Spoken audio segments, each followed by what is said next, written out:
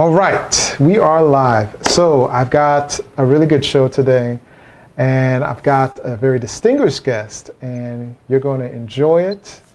So stay tuned for our upcoming guest live.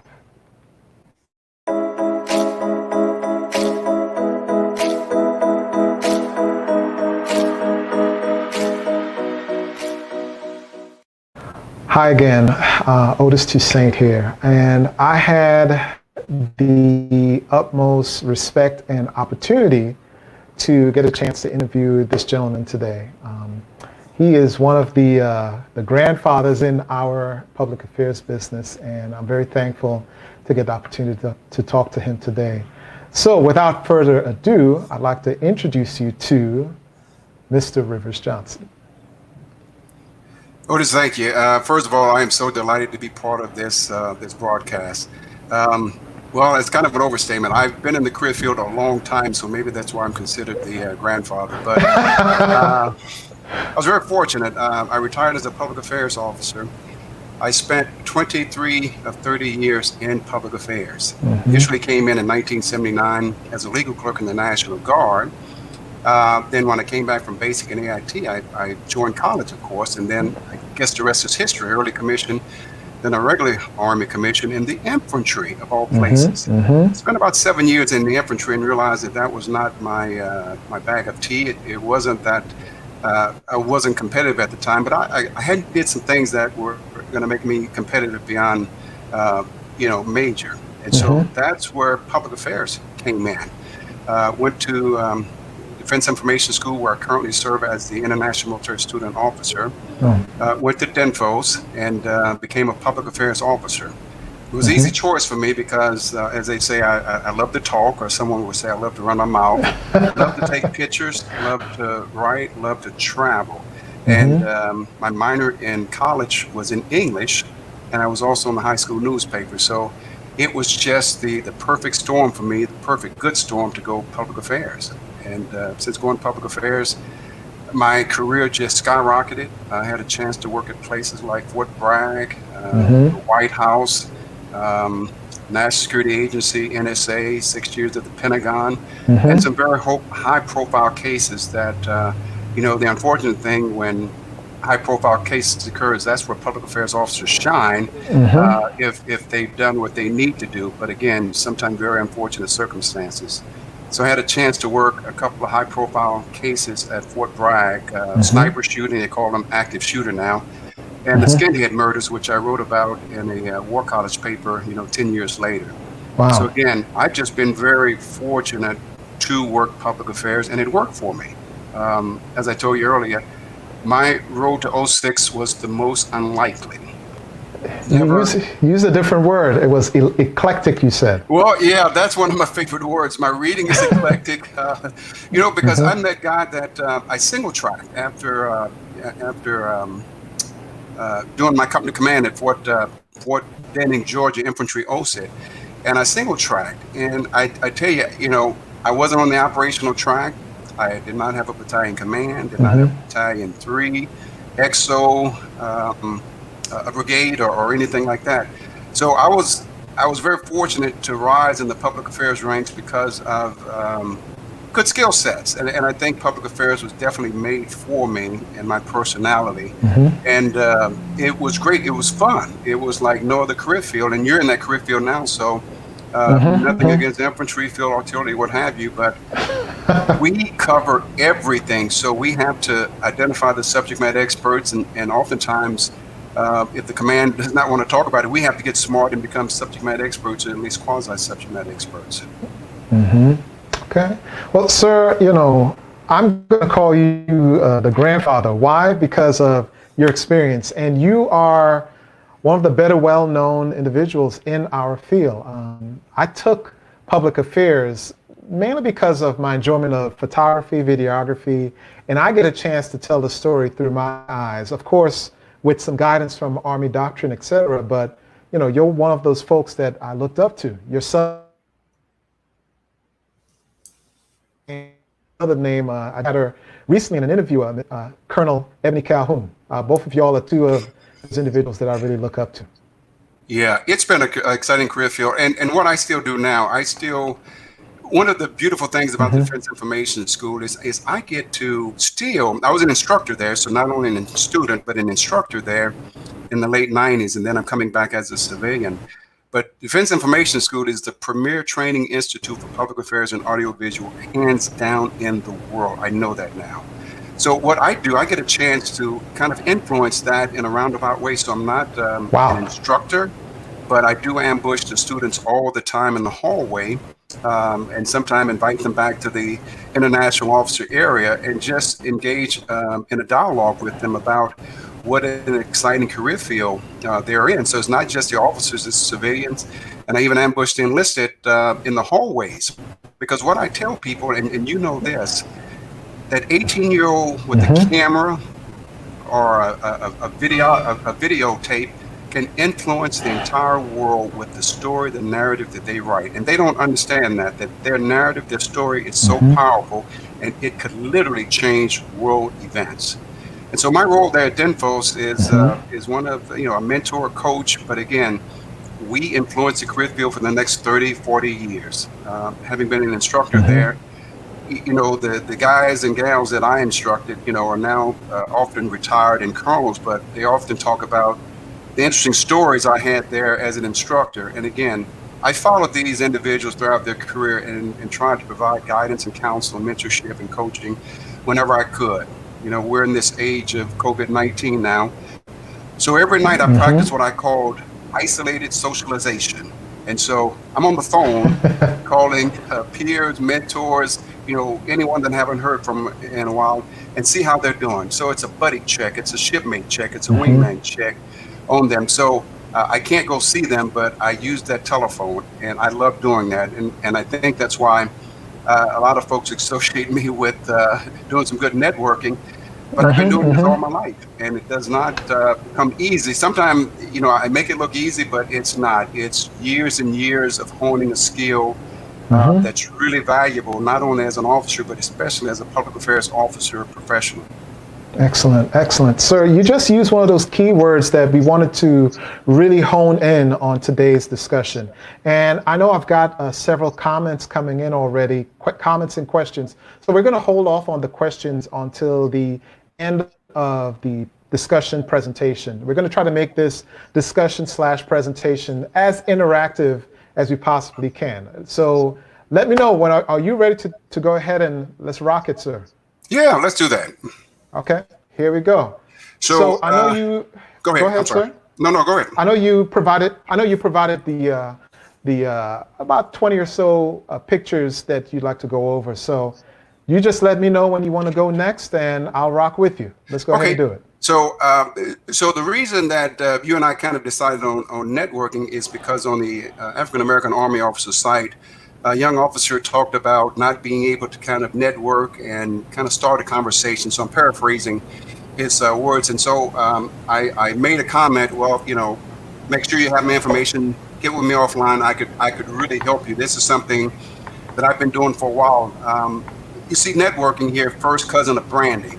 Hmm. And so branding is so critical, and that's for a whole new section. So there are about 42 slides that I have, and I took half of those to do networking. But again, I often say networking is first branding, first cousin of branding, Hmm. because you have to know who you are in order to network.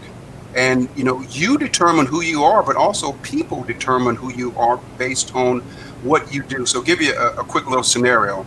So you're in the post exchange, and you're just walking around. You see a young man. He's in his combat uniform. Hmm. He's got on his Ranger tab, combat infantryman's badge, master blaster, the whole 9 yards. So even before he's opened his mouth, you have gotten an understanding of probably what he's gone through, and you Hmm. think he's pretty high speed. Now he may open his mouth and prove to be as dumb as a bag of rocks, but that's a whole nother story. Hmm. But branding is everything. It's how you carry yourself, the skill sets that you have, and how you project yourself.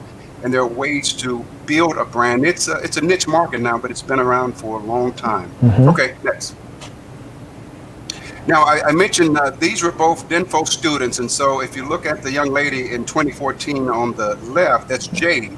Then look at her again in 2017.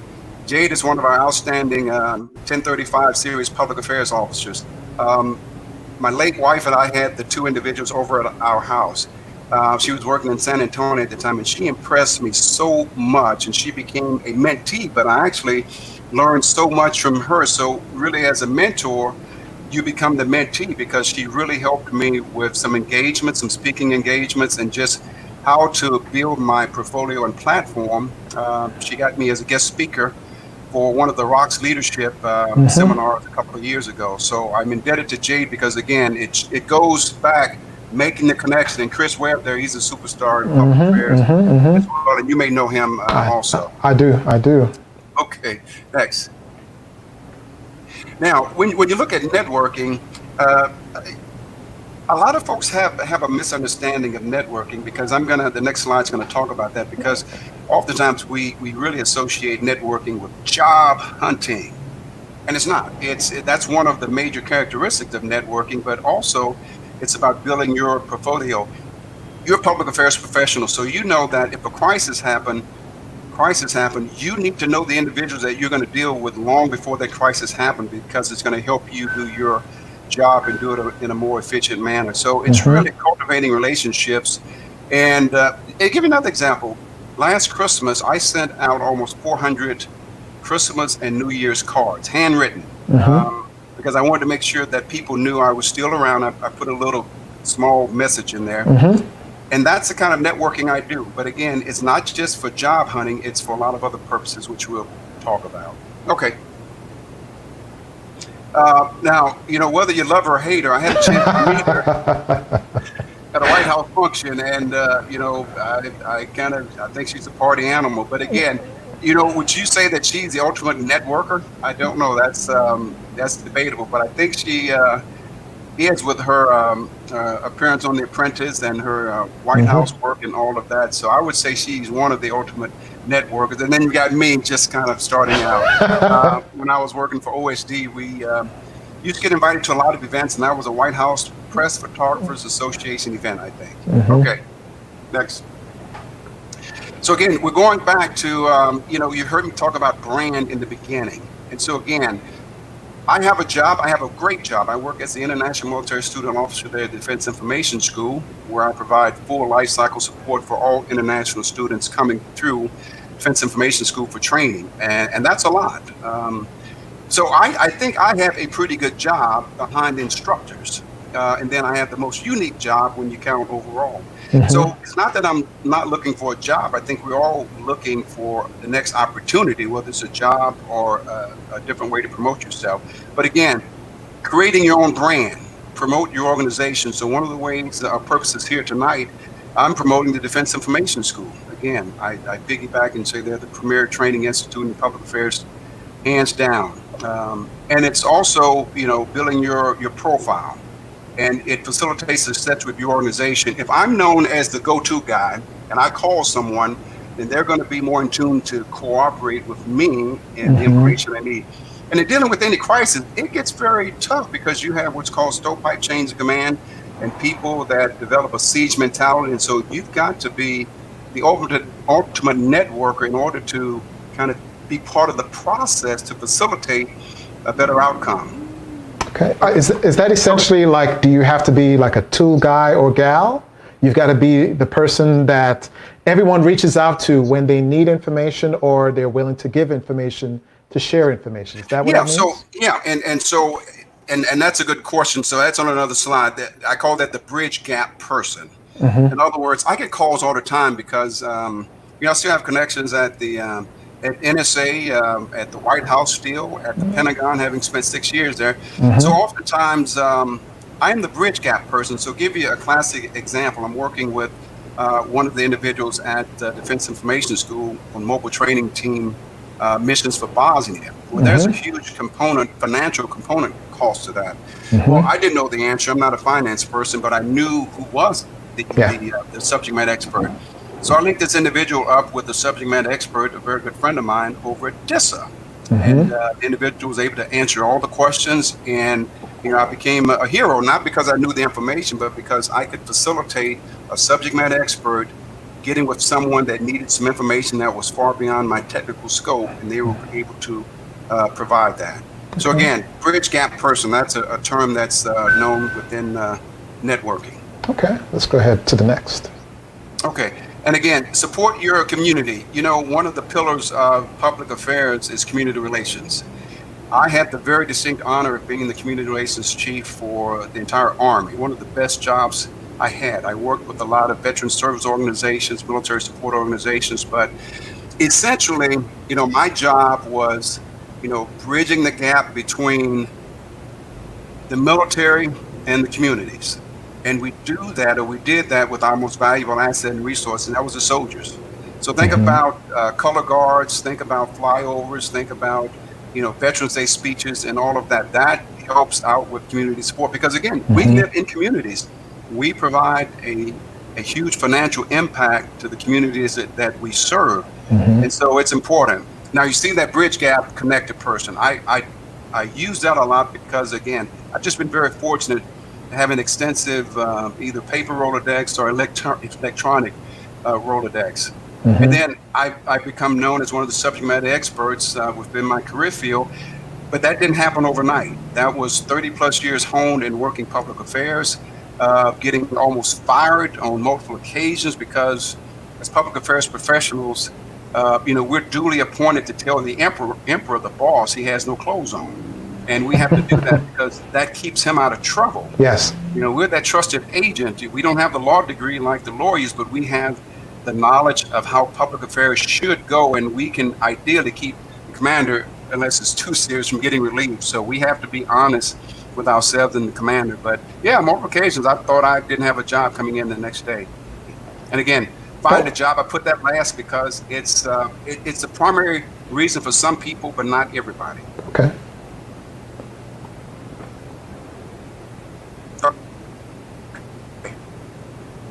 And then I'm not going to elaborate this, but, you know, just look at some of the traditional networking venues. You know, part of that process now is what we do now with Zoom. I can't tell you the number of times I've been on Zoom for a birthday party or a meeting. You know, we use Google Meets for the military. We don't do Zoom because they're still working through some issues. But I can't tell you the number of times I've been on Zoom doing networking. But again, some of the traditional stuff, people discount the snail mail. Normally when I meet someone, I say, hey, what's your physical address? And oftentimes they misunderstand and send me an email, but what's your no kidding physical address that you send things off to? A young colleague of mine, the other day, he was accepted into the Prince George's 100 Black Men Club. I wrote him out a nice little handwritten note. I put a gift card in there and sent that to him because, again, I wanted to make sure that he was recognized because, again, we often forget to recognize people for the great achievement. So I do that all the time, and I actually have a goal, and I'll share it with you. My goal is to send out 30 pieces of correspondence each month, and I normally do that. Now, that can include postcards, that can include a lot of stuff. That's not including bills, but it's just a way to stay connected to folks. And again, networking can be planned or accidental. I can't tell you the number of folks I've met on the Maryland Rail commuter train when I was commuting to the Pentagon that I'm still great friends with now. And it was all because I introduced myself, I carried on a conversation, didn't know them from Adam, and we embarked on a lifetime friendship because of that, because I had the nerve to speak up, and that's what I do. I didn't pass too many people in the Pentagon where I didn't stop them and engage in a conversation, but I think I'm kind of, you know, that's not necessarily the norm, that's just me. But those are some of the traditional networking venues. Okay. And again, oh my goodness, when you talk about social media, now that's your expertise there, social media. But again, we have just, you know, as I tell people, the genie is out of the bottle. The rocket has left the launch pad. The you know, the cruise line, the ship is left the port, and the train is going. It's not coming back. And so, as professionals, especially public affairs, we have to be knowledgeable in using social media. And if not us, we have to get someone to teach us how to do social media, because again, we work across a multi-generational platform now in the workforce. news. And the way we did it, you and I, in the old days where we had a static news cycle, is not going to work nowadays. So whether it's LinkedIn, I'm on Facebook, LinkedIn, Flickr, I'm on, Instagram.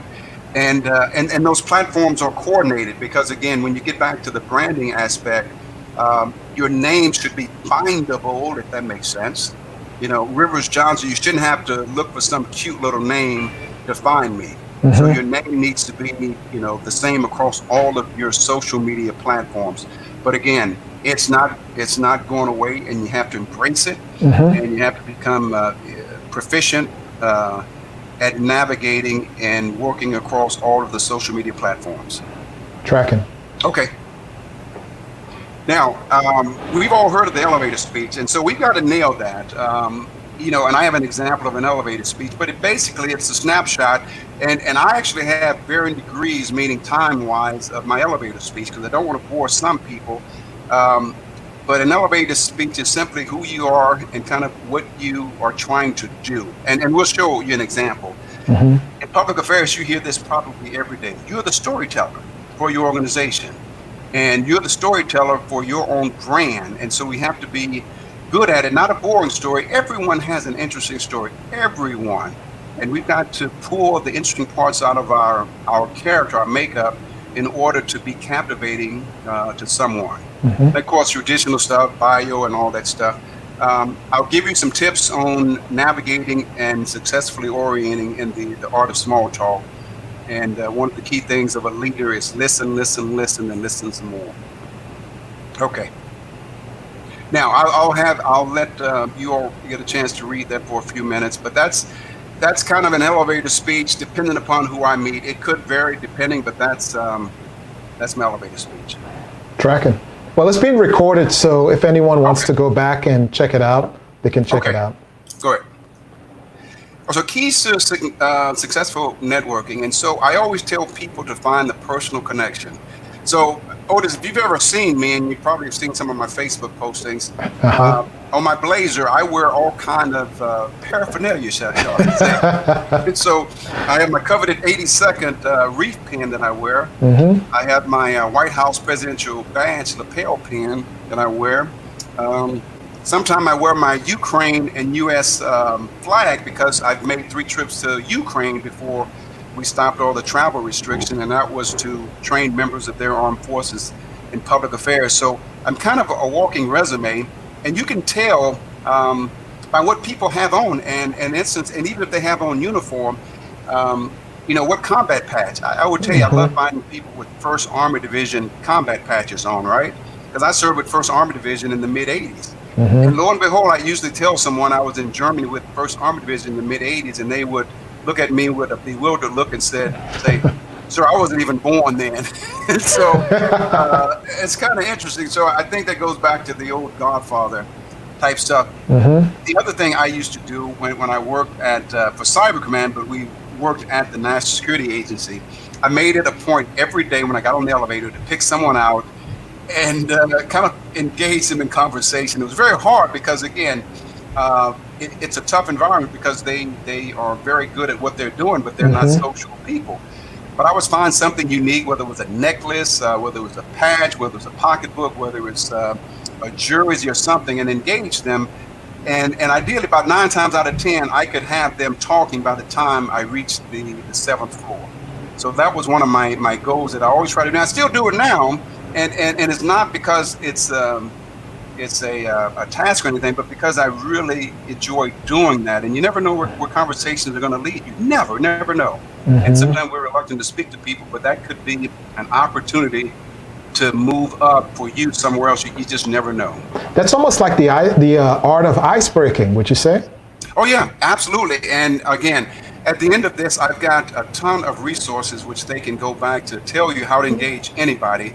And a couple of books talk about engaging someone within 90 seconds to kind of break the ice. And you'd be surprised what you can learn from someone in a short amount of time frame. But again, you have to not be threatening. You have to show a little vulnerability, your own self, and a little personal touch, and you'd be surprised folks will open up. Not anything really sensitive or anything, but just if they see you as a caring and endearing person, then normally they'll open up. Again, 9 times out of 10.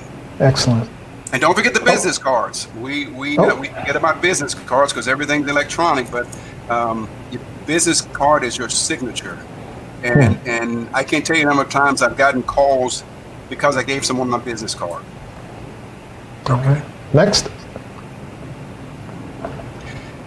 Keys to successful networking. So here's what I do. I'm not funded for any military coins or anything, but I routinely buy coins and stockpile to give to individuals who've made an impression on me or have done a great job with something. And they're personalized for me because I have Army Public Affairs coins, I have State of Maryland coins, I have 82nd coins, so I have a variety, so depending upon the situation.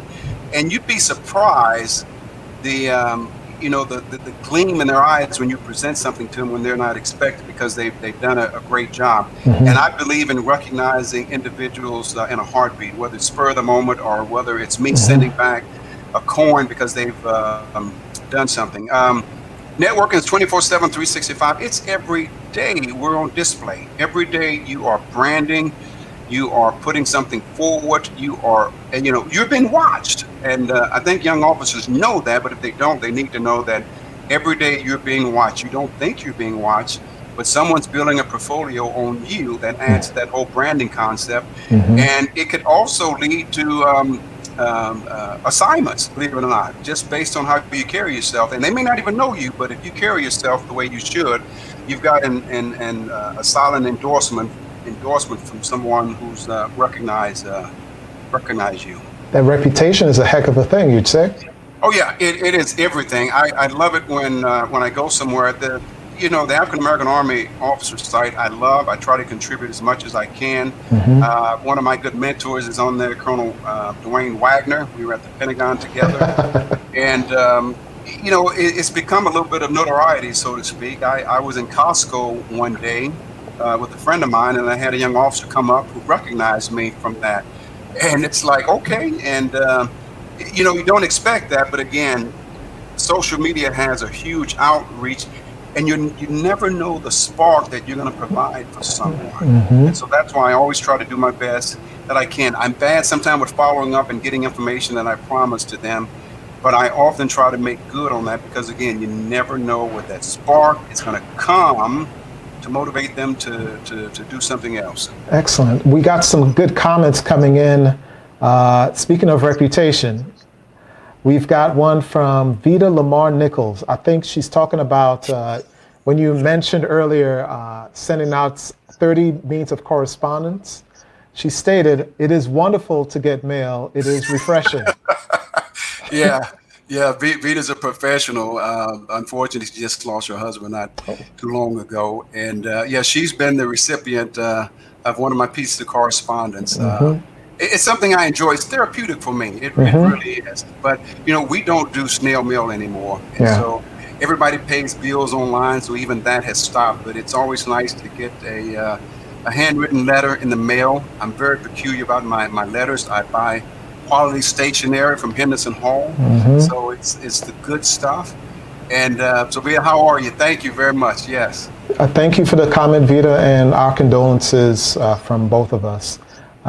We got some more comments coming in. It says, "I like the snapshots he often posts about individuals in the groups, the personal profiles." So people actually really like when you take the time out to highlight, the most random or well-known individual. Absolutely. Well, thank you. It's something I admire. The thing is, someone asked me, how do I keep all these pictures on my laptop? And I've backed it up. I have probably almost 100,000 images going back. I never throw away an image. But it's an education process because normally I like to make sure I put something anecdotal about the individual that maybe someone didn't know about. And I was very fortunate to do profiles during Black History Month. And a lot of the individuals I actually had served with, I had pictures with.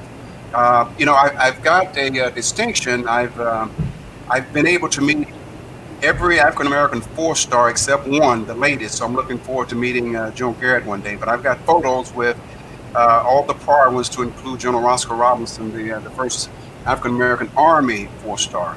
Wow. So it's an education process, and as long as I can provide nuggets of information, it's my public affairs nature. You know, don't do anything boring. Do something that someone's going to benefit from. Tracking. So just to add on my own personal comment, I've actually got an interview with Colonel DeJuan Wagner next week.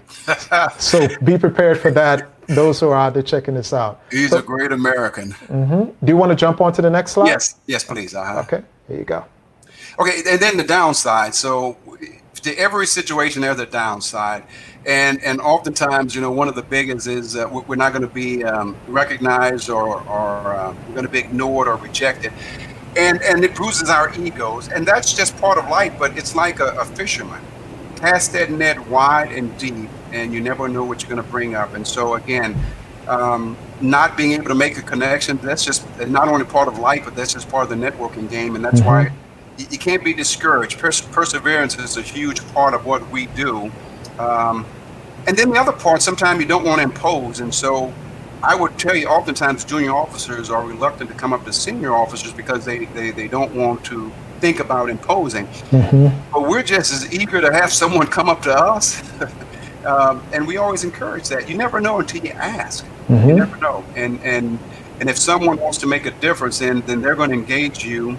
And they're going to engage you because I think overall they want you to succeed as well. Yeah. So I would say take the chance, engage. Okay. The connection, again, I talked about branding, and again, that's a whole nother show there.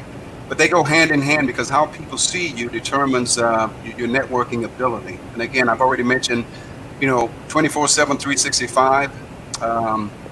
Always look for opportunities to hone your networking skills. Be like Dwayne Webb, Chris Webb. I mean, he never misses an opportunity to engage folks. And he's a bridge person as well. I can't tell you the number of people that he's sent my way from a public affairs aspect, or even not. It's one gentleman that I'm trying to work with that's going into command very soon. So I'm working with him on the side, and that was a connection by way of Chris Webb. So again, there are a lot of people out there that are the bridge gap person. Tracking. And then again, you got to get out of your comfort zone. There are all kind of resources to help you get out of your comfort zone. But if you stay in your comfort zone, it's that old saying, we grow at the end of our comfort zone. And that's so true. Absolutely true. Absolutely. I would say, just to add on to it, from earlier discussions that occurred, people were trying to now adjust to this telecommunications networking sort of reality that we're living in. A lot of folks aren't able to do the face-to-face work as we traditionally would do. And so getting in front of a computer screen and actually working with folks telephonically, it's a different type of feel for folks. So this is one of the things that we've got to embrace. We do, because it's not going away. We don't know how long this is going to last, but I would say even be cautious when they do start opening things back up. And so again, it's not our comfort zone. Now, you and I have been in front of the camera for quite some time, or we go in front of the camera. So it's different for us because we've had training for this. But think about some of the memes you've seen where folks are doing awkward things because of the new. They're not aware of the camera being on, and so it is hilarious. I've got a picture for you to share with you about that. It's hilarious. Okay, you want to jump on to the next? Yes, please. Okay.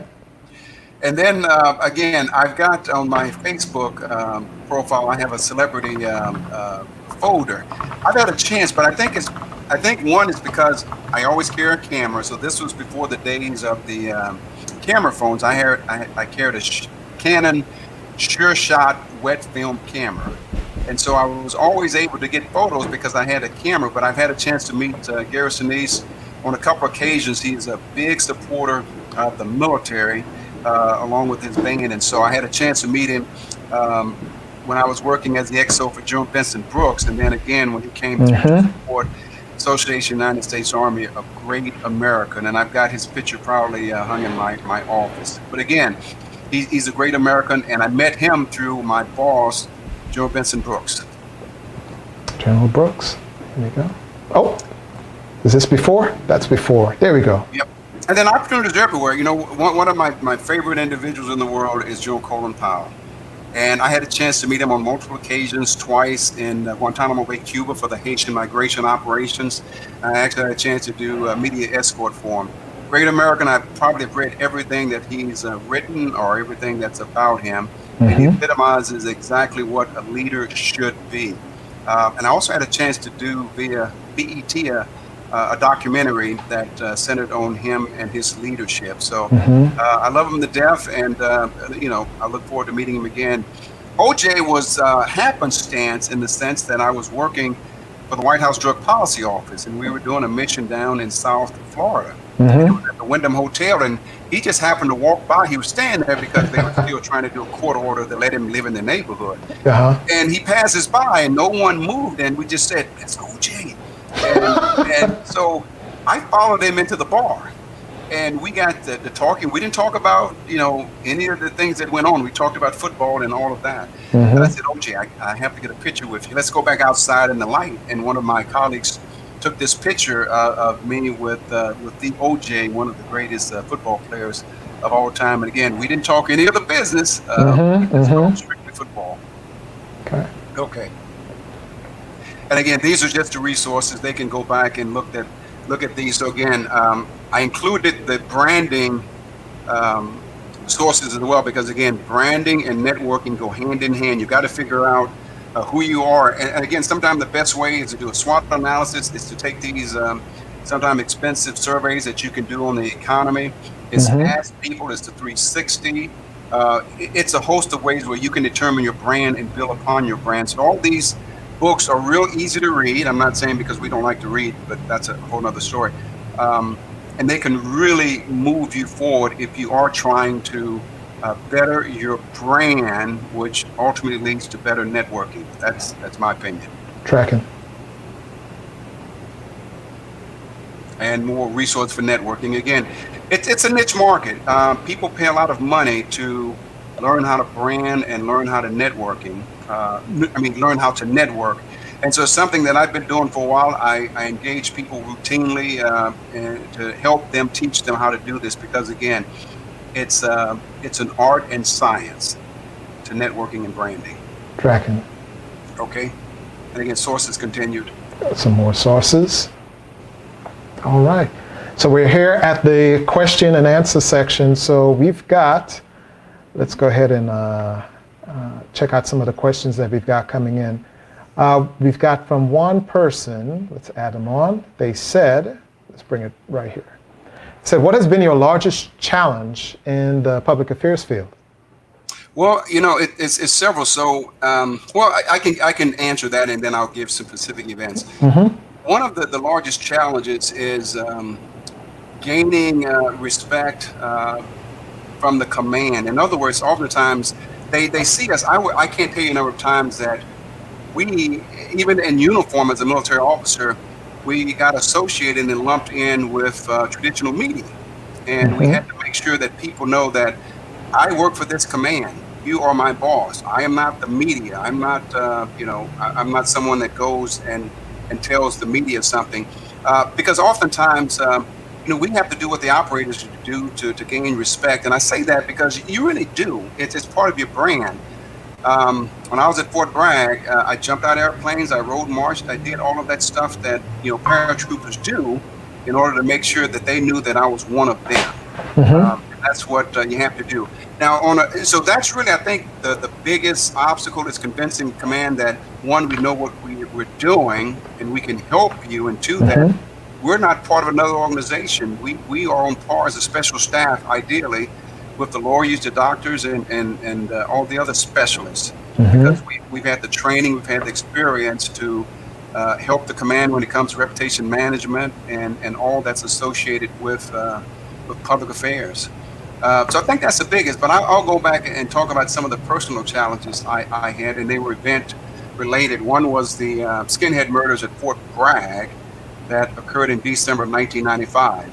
Now, this is with the 82nd Airborne Division, so we had a couple of several 82nd soldiers go out in execution style, an African-American couple.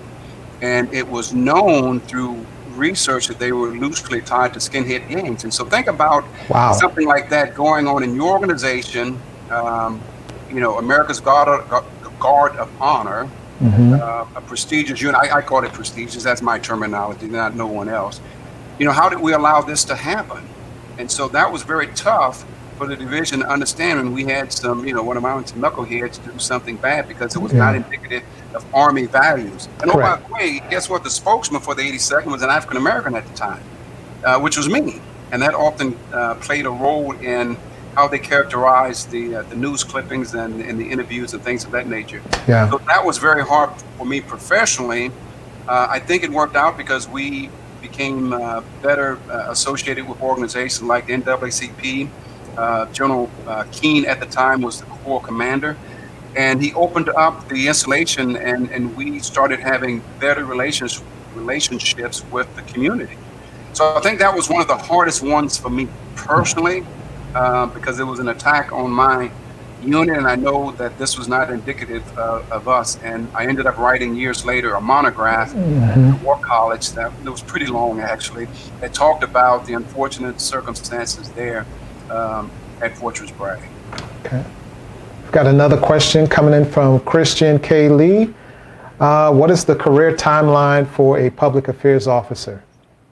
Well, I'll give you in general terms. So ideally, unless you're Reserve or National Guard, you won't come into the career field until about the 10-year mark, and that's when you VTIP into the career field.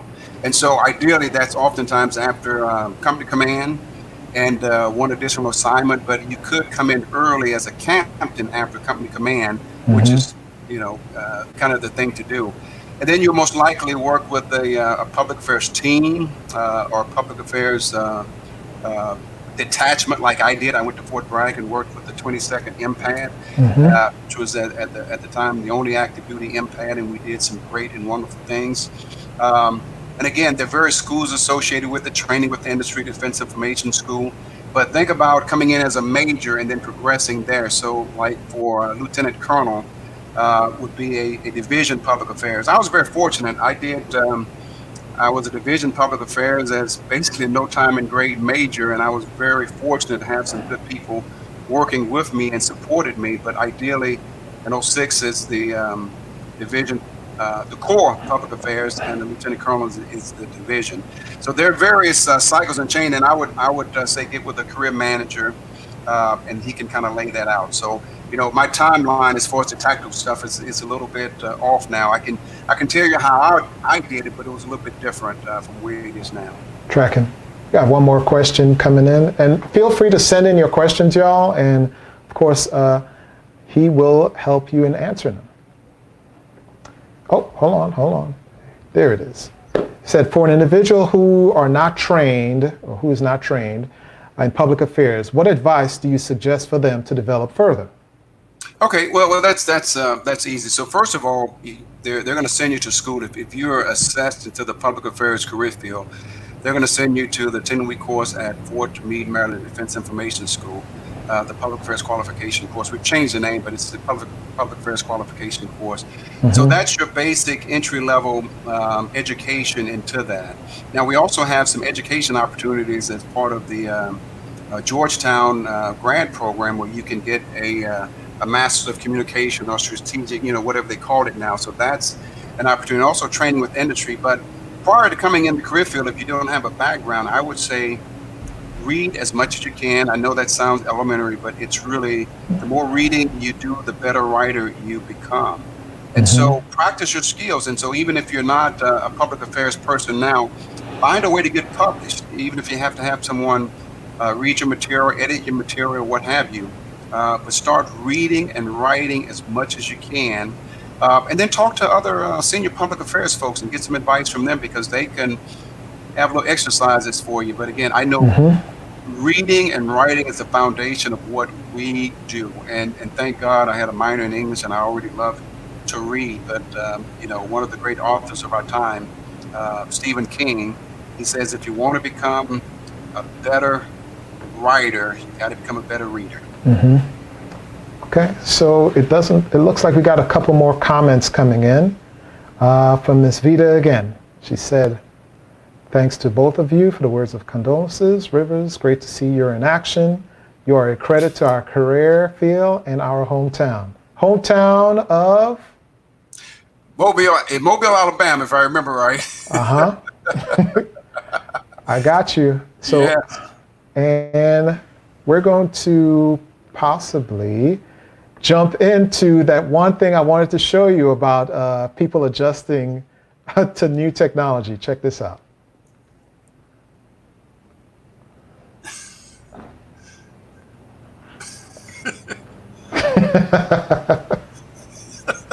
Yeah. That's a good one. Yeah.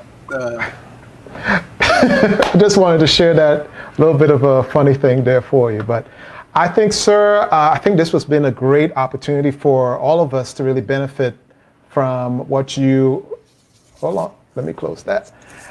I think everyone really benefited from your presentation today. So I guess in words in passing, do you want to share any last bit of advice that people could really appreciate and hone on into? Yeah, I'm going to do this. I'm going to start. So what I did talk about, it was talking about public affairs, but I hope people can see this. Now, this is the one book that, let me hold it up right.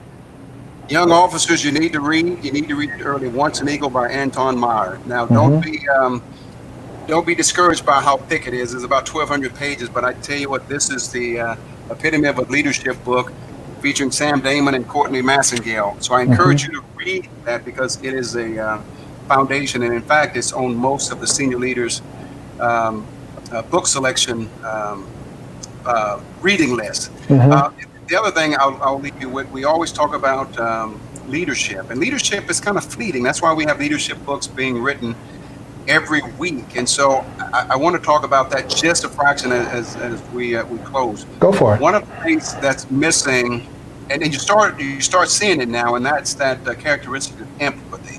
You know, we're seeing it now. More senior leaders are talking about empathy, but that's something that wasn't discussed when I was coming up. I think it makes you a better leader when you could be in someone else's shoes. Now, that doesn't mean that your decision won't change, but at least if you have an honest assessment of what an individual going through, I think that makes a better leader. We have things like active listener, compassion, and a new thing that I keep coming across in my readings is and it sounds strange, but being vulnerable sometimes. And what that means is just showing a softer side of you, because normally we see officers, they never make mistakes, but we make plenty of mistakes. We just sometimes they don't hamper us, to keep moving forward. But again, that vulnerable aspect of just being a leader, a softer side. Now, that doesn't mean that you have to compromise your integrity or anything like that, but that's just a characteristic that's kind of key for us, a softer side of who we are, but still maintaining our professionalism and being everything that we can to be an officer. Absolutely. Find a mentor, be a mentor. That is so critical. And not every opportunity is going to lead to mentorship, but at least there's an engagement that can go further if it's groomed. Absolutely. Well, sir, I really appreciate the time. It looks like we may have one or two more comments coming in. Let's go ahead and share them. Said great information on networking from Jacqueline Malone. Thank you, Jacqueline. Hi, Jacqueline. And we've got some more Facebook users saying thanks for this LPD. And awesome, sir. 1 is read, 2 is write, 3 is publish, and 4 is practice. Yes, absolutely. Absolutely. And I'll be available. People can hit me up through private message, and we can discuss this offline. I share everything. I still feel like I'm in the military, and I will share as much as I can with you, because that's what it's all about. It's by sharing and caring. Awesome. Information can't do me any good. I've had a very beautiful career, almost 35 years, and so I try to play it forward every single day. Okay, we got one more comment from Ebony. Hi, Ebony. She says, thanks for being a mentor to so many of us, sir. Absolutely. Ebony, how are you? Hey, you're the physical fitness guru there. I see you working out all the time. Ebony is one of our superstars as well. We've got a lot out there, but you know, she's a rising star. So thank you for all that you do, and she's a Denfos trained killer as well. Awesome, awesome. Hopefully, I could join the team one day. Just a quick plug there. I'll send you the information. Yes, and I'll also send you those War College papers that may help, may not. It just depends. Excellent. Well, sir, we really appreciate you coming on today. We look forward to possibly having you come back again. If you'd like, feel free to let us know. Thank you. I will. Hey, Otis, thank you for the opportunity, and I really enjoyed doing this for the almost past hour. So it's been a sheer delight, and I just love what I do. That's the only way to put it. Excellent, excellent. All right, sir, you take it easy. Okay, thank you. Take care. All right. Bye-bye. And so we had a great discussion there with Mr. Rivers. Of course, if you are looking for future episodes, of course, just check out my page, check out my Wide Aperture page, etc., etc. And as I always say in parting, take care of yourself, take care of your family, and take care of others. Peace.